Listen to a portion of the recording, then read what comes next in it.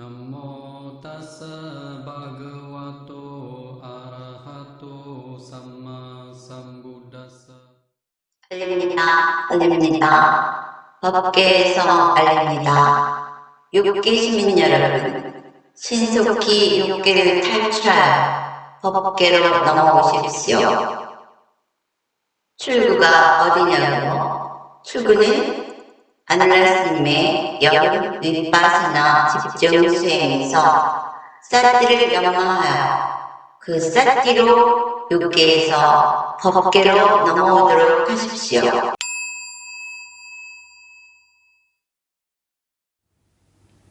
아나타 밴디가 이야기를 올리고 나서 뭔가 좀 찜찜한 게 있었어요. 사리푸타 스님의 승가에서의 역할이 뭐였냐 하면은, 사리푸타 스님은 승가에 처음 승려가 들어오면은 그들을 수다원으로 만들어서 그 다음에 이제 스승, 은사 스님을 정해서 그쪽으로 보내주는 그런 역할을 하셨어요. 그런데 내가 먼저 영상을 올리고 나서 이런 사리푸타 스님인데 왜 그 법문을 듣고 아나타 핀디카가 수다원을 얻지 못했을까? 이런 의문이 계속 있었단 말이죠. 그런데 내가 여러 자료를 찾아봤는데 수다원에 대한 것들이 없었어요. 근데 아무리 생각해도 미심쩍더라고. 그래가지고 다시 한번 이제 그 자료들을 찾아봤어요.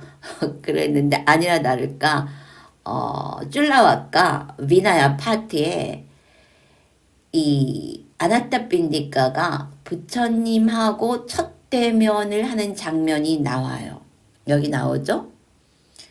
여기 나오죠? How Ananda Pindika became a disciple of the Buddha. 근데 이 내용이 담긴 거를 내가 한글 번역본에서 발견을 못했어요.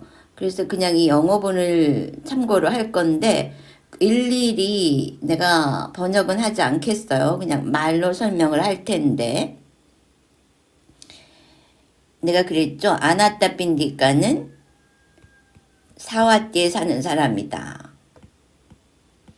근데 이 아나타 핀디카가 자주 라자가하에 가곤 했다. 상업상 이 도시 이름이죠. 그런데 이 라자가하에 그 아나타 핀디카의 매형이 살고 있었어요. 그래서 아나타 핀디카는 이제 매형 집에를 갔죠. 늘 그랬듯이. 그러면 항상 그 집에서 굉장히 환대를 받았단 말이지. 아이고, 우리 아나타 핀디카 오셨냐고 이렇게 이제 환대를 받았어요. 그런데 그날은 갔는데 이 아나타 핀디카를 다들 본체 만체 하면서 뭔가 굉장히 바쁜 거예요. 이런 일이 없었거든. 자기만 가면은 그냥 온 집안 식구가 귀빈 대접하듯이 그렇게 대접을 해줬단 말이에요. 그러니까 이게 보통 일이 아닌 거지. 일반적 상황이 아닌 거예요. 그래서 아나타 핀디카가 물어봤어요. 도대체 무슨 일이냐? 무슨 결혼식이 있느냐? 아니면 왕이라도 초대를 했느냐? 그랬더니 이 매형이 뭐라 그러냐 하면은, 내가 내일 깨달은 부처님과 그의 승가를 초대했기 때문에 그 준비를 하느라고 이렇게 바쁘다. 이러면서 다시 이제 그 일에 몰두를 하는 거예요. 그런데 이 아나타 핀디카는 그때 뒤통수를 맞은 것처럼 전율을 하는 거죠. 뭐라고? 깨달으신 분이라고? 여기 뭐라고 나오느냐 하면은, 이 매형이 부처님을 처음 배웠을 때가 부처님께서 이제 깨달음을 얻으시고 그 첫 번째 해라고 나옵니다. 여기 보면은 이게 나오죠. In the first year after Siddhartha Gautama's enlightenment. 그러니까 시타르타 태자가 대각을 얻고 붓다가 되신 그 첫 번째 해라는 거예요. 그러니까 아직 붓다라는 존재가 대중들에게 널리 퍼지지 않았을 때죠. 그러니까 이 아나타 핀디카는 처음으로 듣는 거지. 깨달음을 얻은 붓다? 그리고 그의 상가? 이게 그의 뇌리를 친 거예요. 그 이제 내일이거든? 그런데 그날 밤에 이 아나타빈디카는 잠을 이룰 수가 없었어요. 내일 아침에 그 깨달으신 분을 볼 수 있다는 그 벅찬 감동 때문에 잠을 이룰 수가 없었어요. 그래서 잠자다가 일어나서 부처님이 계시다고 들은 그곳을 향해 갑니다. 밤중에. 그러니까 새벽녘쯤 됐겠죠. 그래서 이제 날이 밝았으려니 하고 붓다를 뵙고 싶은 마음에 새벽 전에 그 도시를 나와서 부처님께서 계시다고 들었던 그 절을 향해서 가는 거예요. 근데 아직 어두컴컴하단 말이죠. 그러니까 뭐 지금같이 가로등이 아니고 저 BC 6세기 인도란 말이에요. 그러니까 얼마나 어두웠겠어. 그러니까 막 공포가 밀려오는 거야. 그랬을 때 부처님을 뵙고 싶은 마음도 강한데 너무 무서운 거야. 공포가 밀려오니까 그냥 돌아갈까? 그냥 가서 부처님을 뵐까? 막 이런 마음이 왔다 갔다 하는 거예요. 그럼에도 불구하고 깨달으신 분을 뵙고 싶다는 그 충동이 더 강했기 때문에 그 부처님이 계시다는 곳으로 향해 갑니다. 그때 그 내면의 목소리가 곧장 가라. 이런 목소리를 들었다고 합니다. 그래서 밤을 지새워 그 어둠 속의 공포를 뚫고 부처님이 계시다고 들었던 그곳으로 향해 가는 거예요. 그래서 얼마를 가다 보니까 그 아침 안개 속에 누군가가 고요히 앞뒤로 걷고 있는 모습을 보게 됐어요. 아나타빈디카는 거기서 멈췄는데 그 앞에서 걸음을 걷던 분이 이리 오너라 수다다 이렇게 부른 거예요. 그러니까 아나타빈디카는 깜짝 놀란 거예요. 지금 이 지역에는 자기를 전부 아나타빈디카라고 부르거든. 우리 먼저 번은 배웠죠? 급고독 장자 이렇게 부른단 말이야. 그 자선가 아저씨 뭐 이런 정도겠죠. 근데 이때 아나타빈디카요 이렇게 부르지 않고 수다따 이리 오너라 수다따요 이렇게 불렀단 말이에요. 그런데 그 지역에는 자기 본명을 아는 사람이 없어. 우리 먼저 배웠죠? 이 사람의 본명은 수다따라고. 그러니까 아나타빈디카가 너무 놀란 거야. 자기의 이름을 불러주는 그러한 모습에. 그러니까 저 앞에 계신 분을 생전 처음 보는 분인데 이름을 불렀는데 그 이름이 그 지역 사람들도 모르는 내 본명이었다 이거죠. 그러니 얼마나 놀랬겠습니까? 그러면서 아나타빈디카는 확신했죠. 이분이야말로 깨달으신 분이 맞구나. 이때 서로 이제 평상적인 인사를 주고받으면서 조금씩 붓다하고 친숙해졌고 그때 붓다가 왜 제가자들이 스님을 뵈면 스님 뭐 한 말씀 해주십시오. 제가 삶에 지침이 될 만한 한 말씀 해주십시오. 이렇게 해본 적이 있죠. 그랬는데 아마 딱 맞춤형의 그러한 말을 듣기가 그렇게 쉽지 않을 거예요. 그런데 부처님 당시에는 부처님께서는 누구를 만나더라도 직접 그 법문으로 들어가십니다. 그게 부처님께서 세상에 출현하신 단 하나의 목적이기 때문에 자 이렇게 처음 만난 이 수다따에게 직접 들어가시는 거예요.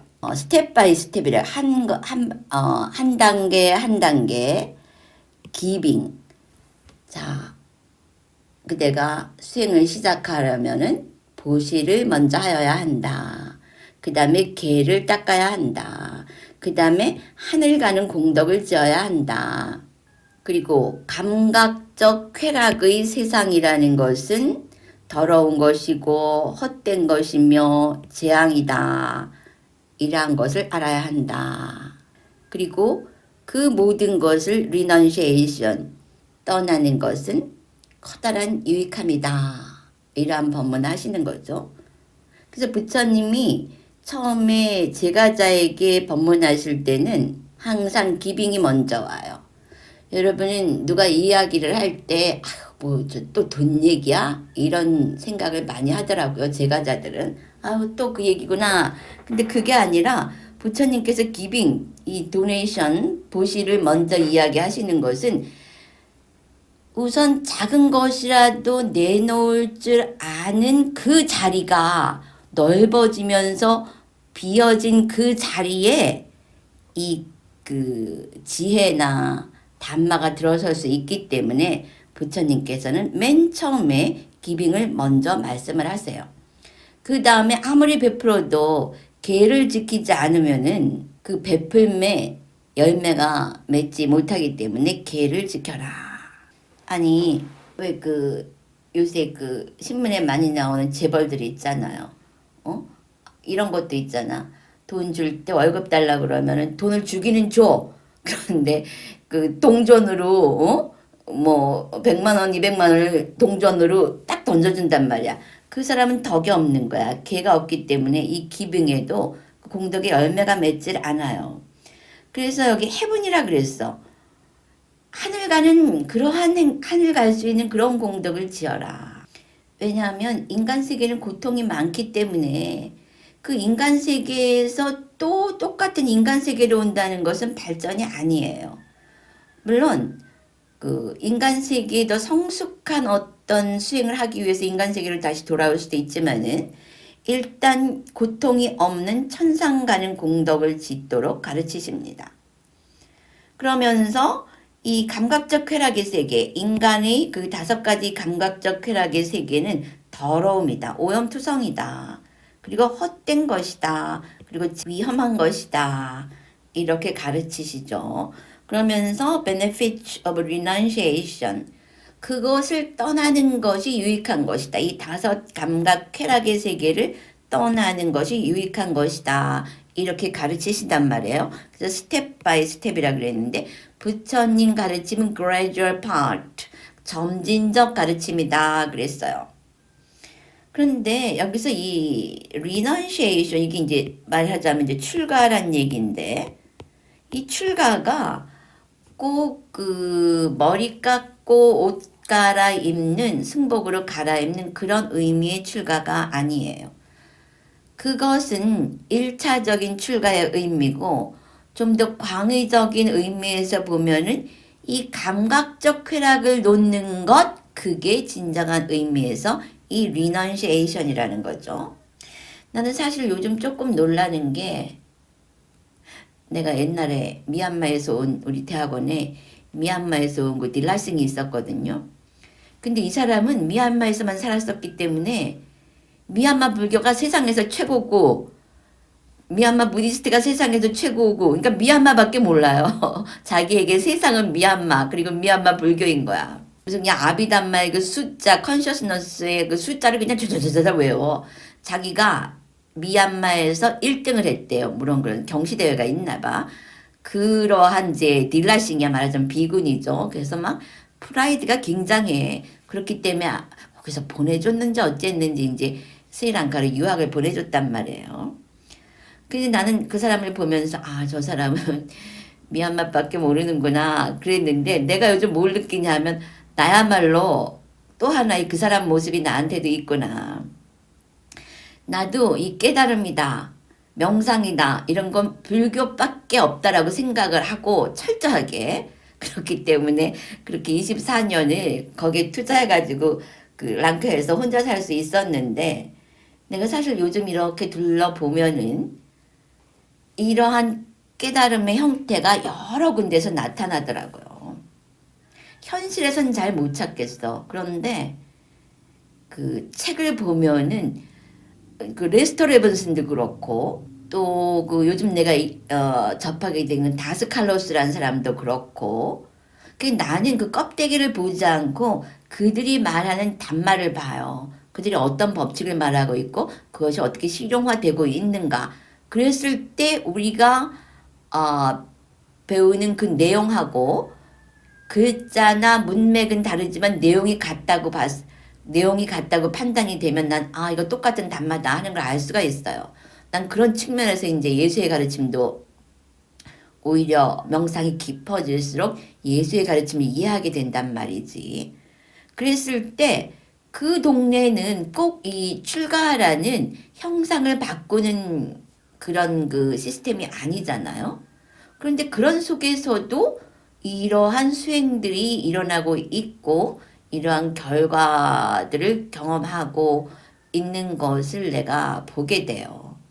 그러니까 여기서 말하는 그 리넌시에이션이라는 것은 나를 묶어놓는 그 감각적 쾌락을 버리라는 거지. 만일에 지금 제가자라도 내가 저 A씨가 나 너무 미워. 우리 시어머니가 너무 미워. 그러면서 그 시어머니를 미우니까 계속 안에서 곱씹잖아요. 이래서 믿고 또 설거지 하다 보면 또 나한테 소리 질렀던 장면이 생각나고 또 자동차 운전하다 보면은 그 눈빛이 생각나고 그러면서 괜히 경적을 한번 딱 눌러보고 막 이런 게 있잖아. 그랬을 때 그 시어머니에 대한 미움이 아니라 대상이 아니라 내가 지금 누군가에 대해서 상대방은 필요 없어. 내가 지금 누군가를 미워하고 있구나. 미움이라는 것을 관찰하는 거지. 내 안에서 일어나는 거. 그래서 미워하는 마음. 그러니까 그 시어머니나 내 상사는 사라지고 그 미워하는 마음 관찰이 되는 거야, 내 마음. 그래서 싸하니 뭔가 그 순간 파동이 달라집니다. 그러면서 그걸 관찰할 때 뭔가 편안해지는 거야. 그래서 쭉 쳐다보니까 그 순간, 어느 순간에 관찰하는 힘이 강해질수록 그 마음이 탁 사라지면은 시어머니나 그 직장 상사는 흔적도 없는 거지. 그래서 그 순간에 내가 편해진 거야. 대상도 사라지고 내 마음도 편해졌어요. 그때 그는 출가한 거지. 리넌시에이션. 그 감각적 쾌락을 떠나는 그 순간 출가가 이루어진 거예요. 출가에 가는 집가자잖아. 그러니까 묶어놓는다는 거지. 집이라는 거. 애착의 대명사로 쓰여진 거잖아. 애착의 대명사인데 그 묶어놓은 그 끈을 하나를 탁 푸는 거야. 그랬을 때 모두에게 그 출가의 이익이 온다고 하는 것이죠. 그래서 감각적 쾌락의 그 위험성과 공허함, 그리고 더러움을 말씀해 주시는 거죠. 그러니까 사실 이 말 속에 모든 것이 다 들어가 있다고 볼 수가 있는 거예요. 뭐 기빙이야? 이 사람 전문 아니야? 그랬을 때 이제 이 감각적 쾌락의 세계의 그 위험함과 또 그 떠남의 유익함, 이건 좀 새로운 측면이었겠죠. 근데 이때 여러분 이 아나타 핀디카의 마음 상태를 보세요. 깨달으신 분을 만나고자 그 어둠을 뚫고 온 거예요. 그때 어둠이 자기를 짓누르는 공포를 이기고 왔거든. 깨달으신 분, 뭔가 이때 그 희망이 있을 거 아니야. 저분, 깨달으신 분에게서 내가 뭔가 듣고자 하는 그게 있었을 거 아닙니까? 그래서 여기서 뭐라 그랬냐면, 부다께서 아나타 핀디카를 보았을 때 이미 이 제가자는 하우스홀더라 그러죠. 이걸 이제 거사라 그러잖아, 우리가. 그 마음이 굉장히 유연해져서 뭔가 이렇게 들을 수 있는 그런 자세가 이미 되어 있었다. 그러니까 우리도 집중 수행을 해보면은 갈망이 컸던 사람이 그 속도가 빨라요. 작년에 어떤 사람이 있었냐면은 청정도론과 아비담마로 기존 불교에서 가지지 못했던 그 기존 불교에서 회의적이었던 그랬던 사람이 청정도론과 아비담마를 배우면서 이게 불교구나 하고 희망을 가졌던 사람이에요. 그래서 막 거기서 이 깨달음의 환희심, 그러니까 불교 가르치는 환희심을 가지고 있었는데 집중수행에 와가지고 2박 3일 정도 됐을 때 육군, 육경, 12처, 18개를 완전히 터득을 해버리고 그 사람이 뭐까지 얘기했냐면 지금 호흡이 코를 치기 전까지는 감각이 없더라. 촉이 안 일어나더라. 근데 호흡이 코를 탁 치는 순간에야 비로소 촉이 일어나더라. 그러니까 내가 알게 되더라. 그러니까 12연기와 육군, 육경, 12처, 18개를 그 순간에 다 알아버렸던 거예요. 그러니까 그 사람이 그래 30년 동안 이 불교를 찾아왔습니다. 출가하고 싶은 생각도 수시로 있는 걸 그걸 누르고 살았습니다. 이렇게 얘기를 했거든요. 그러니까 갈망이 강한 사람들은 그건 무엇을 말하느냐 하면 이제 에고를 죽일 준비가 되어 있다는 거죠. 그래서 이렇게 아나타 핀디카가 왔을 때 지금 가르쳐준 그 가르침은, 요 가르침은 부처님만의 것이야. 유니크한 거야. 깨달은 존재에게서만 들을 수 있는 유일한 그런 가르침이었던 거죠. 아니, 감각적 쾌락에 사는 사람에게 거기가 인간계인데 감각적 쾌락이라는 것은 더러운 것이고 위험한 것이고 텅 빈 것이다. 이러면 누가 그 말을 듣겠어? 그리고 그걸 떠나는 것이 유익한 것이다 그랬을 때는 인간적으로 살아가는 것에 정반대의 모습을 보여주는 것이죠. 그렇기 때문에 오직 붓다만이 할 수 있다. 그래서 유일한 것이다 그랬어요. 그러면서 그때 붓다가 뭘 가르쳐 주셨냐면 고진멸도, 고통이라는 진리, 고통의 원인의 진리, 그 고통이 멸한다는 진리, 그리고 그 멸에 도달하는 그 길에 관한 진리, 이 사성제를 말씀을 하셨어요. 이거 뭐야? 다 얘기한 거야. 다 얘기한 거야. 그랬을 때 이 아나타핀디카에게 담마차쿠가 일어났다. 그래서 담마차쿠, 담마아이, 법안이 일어났다. 이 법안이라는 것은 무엇이냐면 지혜를 말하는 거죠. 어떤 지혜가 일어났느냐? 일어난 모든 것은 사라진다. 이 법안은 누구에게 일어나는 거냐? 수다원에게 일어나는 거예요. 그러니까 일단 감각적 쾌락의 세계가 공허하고 더러운 것이고 버려져야만, 리넌시에이션, 버려져야만 할 것이라는 것을 말씀하시고, 감각적 쾌락의 세계는 고통이며 그 고통에는 원인이 있고 그 원인은 멸할 수 있는 것이며 우리는 그 멸함에 도달할 수 있는 길이 있다. 이 사성제를 말씀하셨어요. 사성제. 그러자 아나타핀디카는 거기서 스트리멘터러, 수다원이 된 거죠. 그런데 아직도 많은 사람들이 부지불식간에 깨달음이라는 것을 신통하고 많이 혼동을 일으켜요. 부처님께서는 누구 병을 고쳐주시거나 무슨 하늘을 날아올라서 신통을 보이시거나 이러시지 않으셨거든. 근데 지금 수다원 그러면은 깨달음 그러니까 여러분은 굉장한 것 같지만 지금 뭐냐면 일어난 모든 것은 사라진다 라는 지혜를 얻었다고 하는 거죠. 뭐를 통하여? 고진멸도를 통하여. 그럼 이 멸이라는 건 뭐야? 고통의 소멸이거든? 근데 사람들은 이 고통의 소멸의 그 상태보다 뭔가가 하늘을 날고, 뭐 신통을 부려갖고, 병을 고치고, 또 뭐 아기를 낳게 해주고, 이러는 것이 도인 줄 알아. 그렇게 되면 그 사람은 고통이 소멸하지 않아요. 그렇게 되면은 약간의 그 사람의 막힌 까르마를 풀어줄 수는 있어. 그렇게 되면 한 생이 더 연장되는 거지. 그러나 그렇게 한 생을 더 연장해서 산다고 해도 그 고통이 사라지거나 약해지거나 지혜가 밝아지는 건 아니거든. 근데 왜 이게 이제 수다원이라는 것은 아리아라 그랬잖아요. 출세간이란 말이야. 출세간. 왜 아리아라는 것이 붙느냐. 우리가 일어난 모든 것은 사라진다라는 것을 법안으로서 알게 되면은 수다원에게 칠생이 남아있긴 하지만은 어떤 결정적인 순간에 까르마를 일으켜서 고통을 만드는 쪽이기보다는 까르마를 놓고 고통이 더 연장되지 않는 쪽으로 그 흐름 쪽으로 가게 되어 있어요. 이제 우리 그 흐름이라는 걸 배울 건데. 그래서 그런 측면에서 수다원이 얻게 되는 것은 지혜라고 하는 것이지.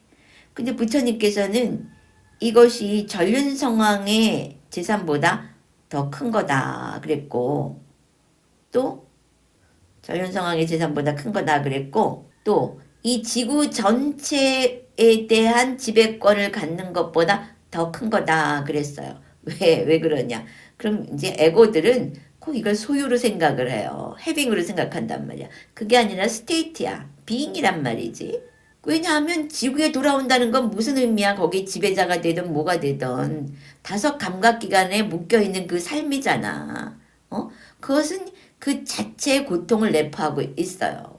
근데 이 스타원이 되는 순간부터는 다섯 감각기관에서 벗어나는 쪽으로 움직여 간다고 하는 것이죠. 그래서 이때 부처님과의 첫 대면에서 아나타핀디카는 수다원이 된 거예요. 얼마나 행운이야. 아나타핀디카는 이렇게 붓다와의 첫 대면에서 수다원가를 얻고 그 다음날 붓다와 상가에 공양을 올리고는 붓다를 사와띠에 초대한다. 그때 붓다가 수행자들에게는 고요한 장소가 필요하다고 하며 저를 보시할 결심을 한다. 이것이 기원정사가 된 것이다. 사실 그 케마 비쿠니, 케마 왕비였잖아요. 근데 케마도 부처님과의 첫 대면에서 왕비복을 입고 수다원 개송 2개 듣고 수다원에서 그 자리에서 수다원에서 아라한까지 된 사람이죠. 그래서 그 왕비복을 입은 채로 아라한이 되었기 때문에 남편인 빈비사라에게 허락을 받아서 그 자리에서 그들을 출가를 했다고 하는 거예요.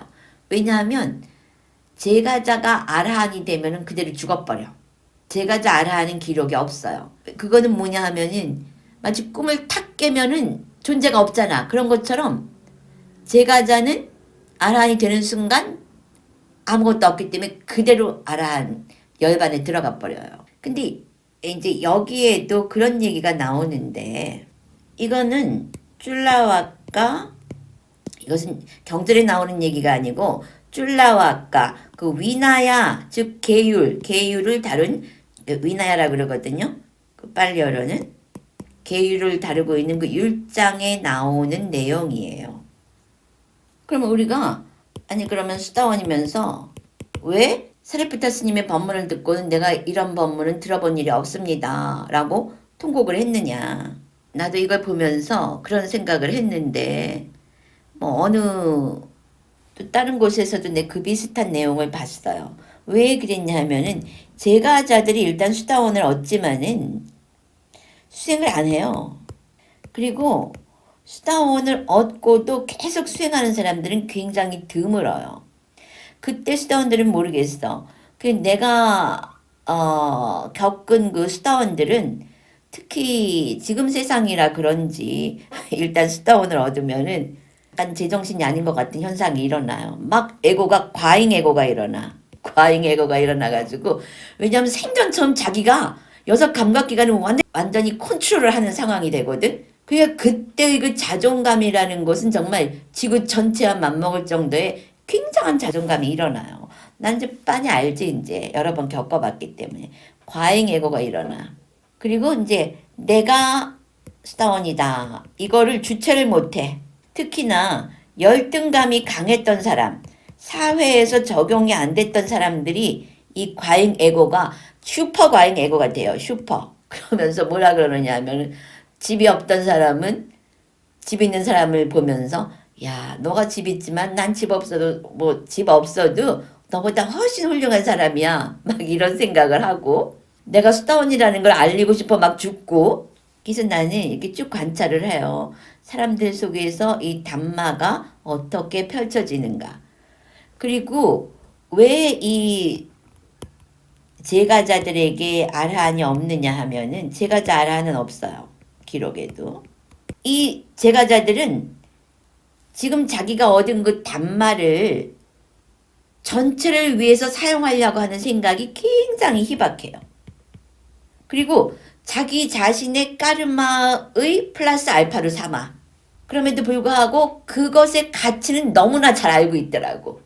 그것의 효용 가치는 너무나 잘 알고 있는데 그거를 어떤 일상생활 속에서 살짝 남들보다 조금 우월하게 사용하려는 그런 이기적이고 사사로운 데다가 적용을 해서 쓰려고 해요. 이건 내가 한 100여 명을 보면서 관찰을 한 건데 거의가 그래. 그 인간이 그 정신물질을 관찰해갖고 수다원 과정까지 가는 게 거의 같은 그 흐름을 따르는 것처럼 이들이 첫 번째 담마에 탁 직면하고 일어나는 그 에고의 작용도 99%가 거의 비슷해요. 그런데 나 같은 경우는 담마지향적이라 그런 거를 물론 그때 이제 나 혼자 겪었으니까 나의 경우는 드러낼 상황이 별로 없었죠. 그리고 이 담마가 어떻게 펼쳐지는가? 난 거기에만 관심이 있었지. 근데 이 사람들은, 제가자들은 이 담마는 이제 관심이 없는 거야. 내 담마, 내가 얻은 이거에만 관심이 강해지면서 사실은 이전보다 더 에고가 강해져요. 여기서 보면은 아나타 빈디카가 그런 말을 했잖아요. 내가 이렇게 겪어보니까 너무너무 좋습니다. 이것을 그 다른 사람도 경험할 수 있도록 다른 흰 옷 입은 제가자들에게도 설하여 주십시오. 라고 다른 사람을 생각을 하잖아요. 그런데 이 수다원들은, 현대인들은 어떡하든지 자기 주머니에 넣는 것밖에 모르더라고.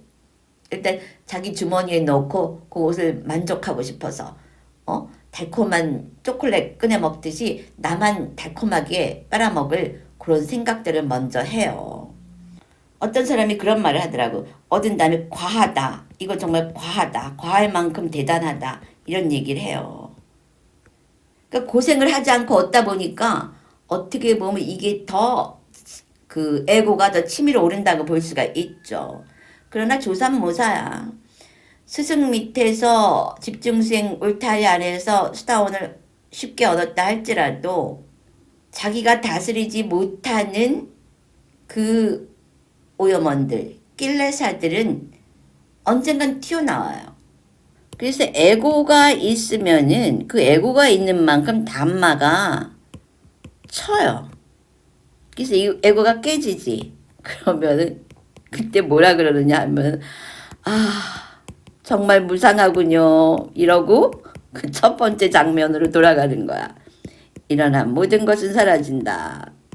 근데 일반적인 사람들은 이 에고가 영원할 거라고 생각을 해. 왜? 내가 수다원이니까.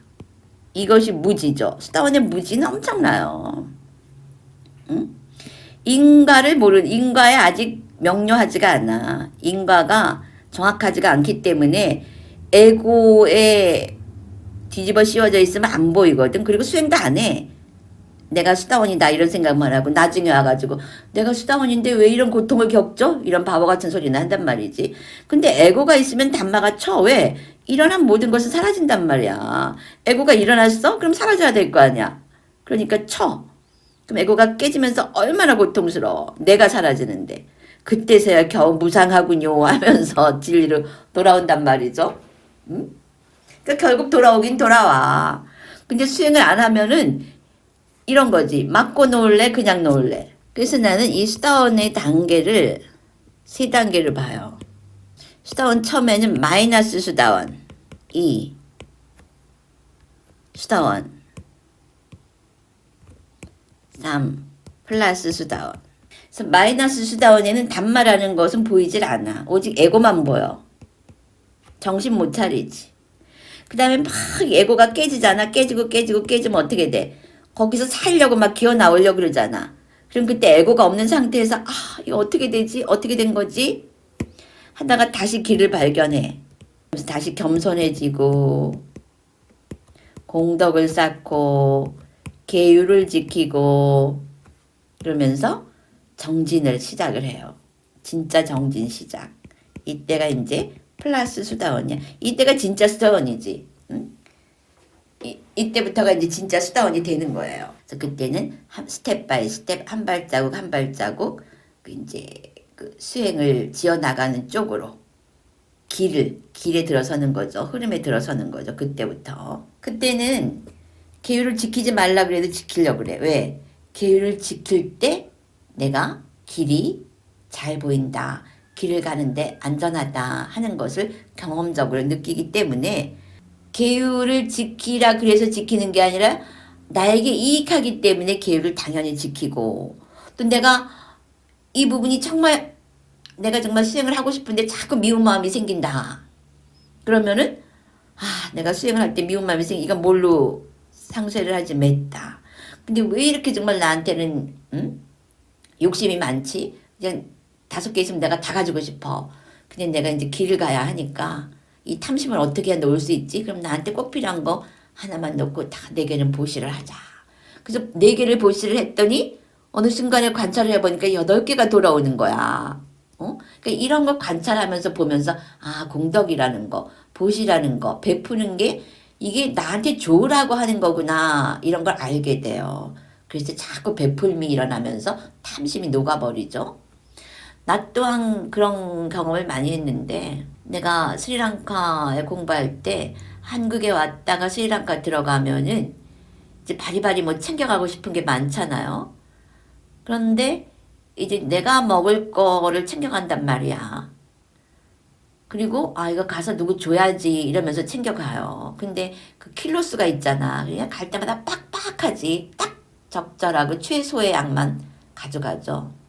그런데 내가 먹으려고 가져간 거는 희한하게 결국 냉장고에서 썩어가요. 그 남 주려고 가져가잖아. 첫 번째 의도가. 그럼 그 사람이 어디 갔거나 어떻게 됐거나 해서 그게 나한테로 와. 그거는 끝까지 내가 다 먹게 되더라고. 참 희한하더라고요. 그러니까 그 의도가 그 물건의 파동을 바꾸더라고. 그래서 욕심을 낸 물건은 그 파동, 욕심이라는 파동에 의해서 썩어버려. 그런데 남에게 주겠다고 했던 파동을 가진 그 물질은 결국 그 주겠다고 했던 사람한테 돌아오더라 하는 걸 나는 경험으로 습득을 했어요. 그래서 그 어떤 그 굉장히 상황이 어려운 사람들은 그 와중에도 보시를 하는 게 그 사람한테 이익이라는 것이에요. 내가 지금 10,000원밖에 없는데 이거 가지고 가서 쌀 사 먹어야 된다. 그랬을 때 그 100원이라도 보시를 하란 말이야. 그러면 그 100원이 10,000원, 10만 원으로 그 사람에게 돌아갈 수가 있는 거예요. 근데 돌아오겠지 하고 보시하면 그건 안 돼. 그거는 10,000원도 다 없어지고 감사하는 마음으로 그래도 나도 뭔가 해야지 하고 조그만 거라도 했을 때 그 감사의 마음이 물질과 같이 파동치면서 그 사람에게 돌아간다고 하는 거예요. 그런 의미에서 감사도 하고 보시도 하라는 거지. 근데 여러분이 이 보시를 돈으로 환산하는 순간 그것은 바로 감각적 쾌락의 욕심이라는 그 오염원의 물질로 떨어지는 거죠. 감사이면서 공덕의 씨앗이다. 어떤 물질로서 그 공덕의 씨앗을 만든다 생각을 하고 할 때 그것은 감사의 파동과 그 공덕의 파동으로 물결치면서 수백 배로 확장돼서 그 기버 원래 그것을 일으켰던 그 사람에게로 돌아간다고 하는 거예요. 이것이 붓다가 누구에게나 처음에는 보시부터 가르치는 그 의미라고 하겠죠. 자, 그랬을 때 왜 그러면은 사리푸타 스님 법문을 듣고 아나타 핀디카가 이러한 법문을 들어본 일이 없습니다 그랬느냐. 아나타 핀디카도 수다원이었지만 수행을 안 했던 거지. 그때 부처님의 그 커다란 법력에 의해서 이런 게 고통이고 이런 게 멸이고 이런 게 원인이었구나. 5무더기 감각적 쾌락에 집착하는 5무더기 감각적 쾌락에 집착하는 것이 고통의 원인이었구나. 그리고 그것을 놓는 순간 멸이 일어나고 그렇게 하는 그것이 도이며 그 순간 우리는 그 굉장히 전혀 다른 세상인 그 아리아의 세계 출세간의 그 평화 그 도의 세계에 이르르는구나. 그걸 알면서 수다원이 됐단 말이에요. 근데 그리고 이제 일상생활에 휩쓸리면서 안 한 거지. 그냥 가서 법문을 들었어도 그냥 문자로 들었던 것이지. 지식으로 들었던 거예요. 근데 사리푸타 스님의 법문을 들으면서 내가 뭐라 그랬어요. 그 부처님의 법력 속에 확 빠져서 수다원을 얻었던 것처럼 이 사리푸타 스님이 지혜제일하냐? 그 파동 속에 함께 싹 들어가 버린 거야. 근데 이 얘기를 어떤 그 저 문서에서도 서양 사람이 영어로 그 문서에서도 그런 얘기를 써놨더라고. 그 사리푸타 스님과 함께 파동치고 있었다. 그 얘기를 내가 이걸 조사하면서 봤어요. 그러니까 내 말이 확인이 된 거지.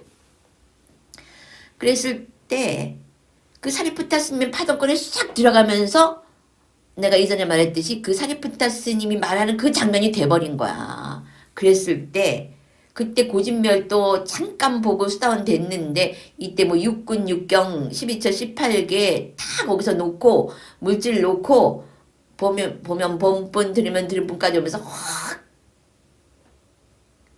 남아있던 쌍카라의 대부분이 부서져 나갔다고 하는 거죠. 근데 이때도 이 사람이 사실 그 사다함이나 안함까지 될 수도 있었어요. 아쉬운 거죠. 내가 말했듯이 그때 무상과 멸이라는 스스로 결정적인 것 속에 쏙 들어가지 못했기 때문에 사담을 얻었다, 안함을 얻었다 이런 말이 나오지 않고 있죠.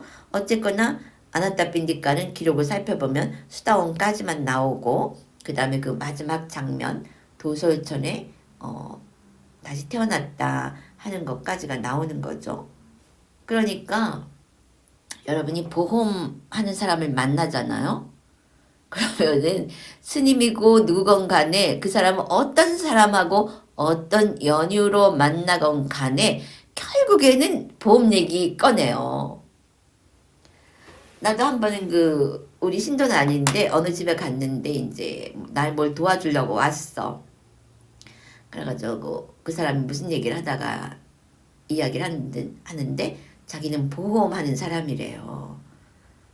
그래서 이제 그렇게 저렇게 이제 나를 좀 도와주고 그랬는데 보험 얘기를 안 꺼내더라고. 그랬는데 결국에는 떠나기 전에 스님도 보험 하나 드세요. 결국엔 보험 얘기 나와요. 그래서 내가 스님은 스님인 게 그냥 보험이에요. 내가 그랬는데 그렇듯이 부처님은 부처님이시기 때문에 항상 깨달음으로 들어갑니다. 그러니까 저 아나타핀디가가 부처님 처음 만남에 수다원을 얻은 거예요. 그러니까 붓다 가르침은 그거야. 너 가서 그 부처님 연불 1000번 하고 와 이러지 않거든. 그대로 들어가는 거예요. 왜? 깨달음이라는 건 그 자리에 있는 거고 그 디스커버리 시켜주는 거지. 근데 디스커버리도 안 된 상태에서 네가 원래 깨달았다 이렇게 얘기를 하잖아요. 그럼 난 막 내 머리가 엉켜버리는 것 같아. 그런 말 들으면은 붓다는 그거를 다 분석해 놓은 거야. 사람들의 그 무지를 다 분석해가지고 고진멸도를 해가지고 수다원서부터 이렇게 깨달아가게 스텝 바이 스텝 점진적 가르침을 참 45년간 다 세밀하게 펼쳐놨잖아요. 그런데 너 원래 붓다야. 깨달음이라는 건 없어. 이래버리면 뭐야? 부처님에서 분석해놓은 그거를 다 그냥 두리뭉실해서 모찌떡을 만들어 놓는 거 아니야? 두리뭉실하게. 그래서 뭐가 뭔지 모르게. 근데 이런 얘기 들으면 굉장히 막 내 머리가 다 복잡해지는 것 같아. 아니 어떻게 있는 그대로가 붓다야. 그게 말이나 되는 소리야. 개념놀이지. 언제 부처님이 있는 그대로가 붓다라 그랬어? 붓다가 언제 그런 말 한 적 있나? 붓다는 분명히 아리아하고 뿌뚜자나하고 중생하고 나눠놨어요. 그리고 일어난 모든 것은 사라진다라는 지혜를 얻은 순간부터만 그 아리아 깨달음의 흐름에 들었다라고 분명히 얘기했거든. 근데 왜 무슨 멋을 부리는 거야? 무슨 멋이야 그게? 개념의 멋부림이야? 네가 곧 붓다다. 깨달음이란 건 없는 것이다. 본래 그대로 붓다다. 아니 그 말이 어떻게 맞느냐고. 여러분 그게 맞다고 생각을 해요? 그렇게 되면은 막 헷갈리는 거야. 어디 가서 물어보지도 못해. 내가 붓다라는데 자기는 붓다 아니거든. 난 그런 표현을 제일 싫어해요. 두리뭉실한 거. 내가 부처님 가르침을 좋아하는 이유가 이거야. 너무나 정확하고 철저하다는 거. 정신물질 나누고 그 16단계 거쳐서 쌍카라가 우베카 쌍카라로 가고 쌍카루페가 가고 거기서 멸이 일어나고 그리고 첫 번째에서 일어난 모든 것은 정말 사라지는 거구나. 거기서 철저하게 무상을 알면서 철저하게 무상이니까 뭐야 나라는 게 있을 수가 없지. 무아 되면서 아리아의 흐름에 들어간단 말이에요.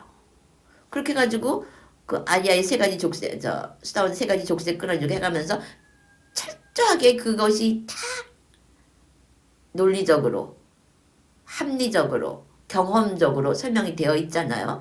근데 왜 부처님이 다 그렇게 분석해 놓은 걸 두리뭉실하게 만들어가지고 원래 부처다, 네가 곧 부처다, 깨달음이란 없다.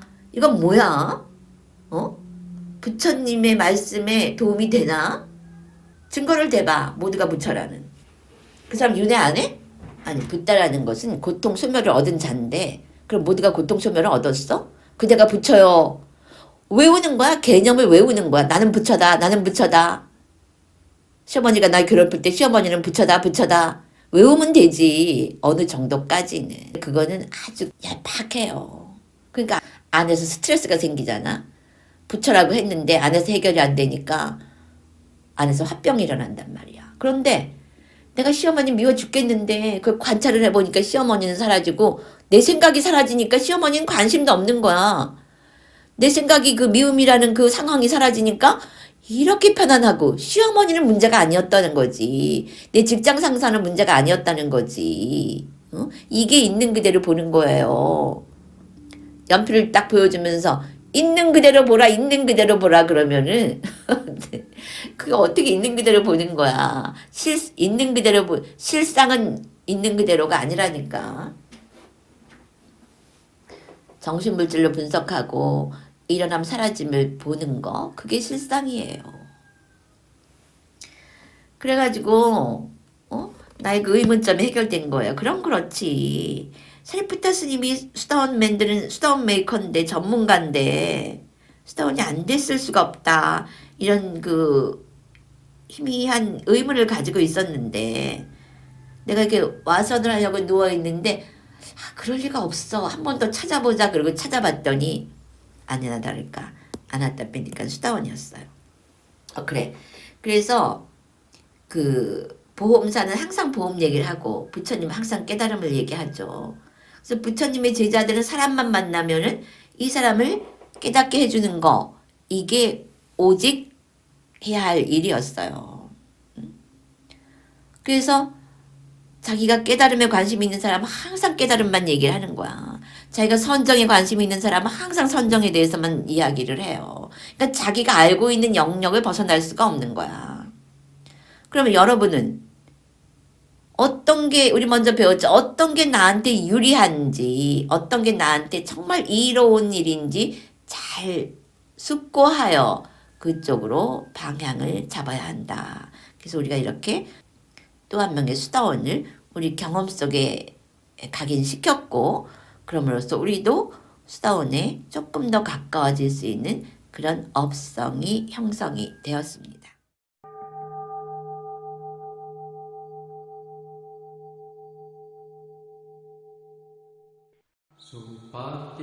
Supatipanno bhagavato sāvaka saṅkho Ujupatipanno bhagavato sāvaka saṅkho Nyāyapatipanno bhagavato sāvaka saṅkho Samiccippatipanno bhagavato sāvaka saṅkho Yadidam cattārī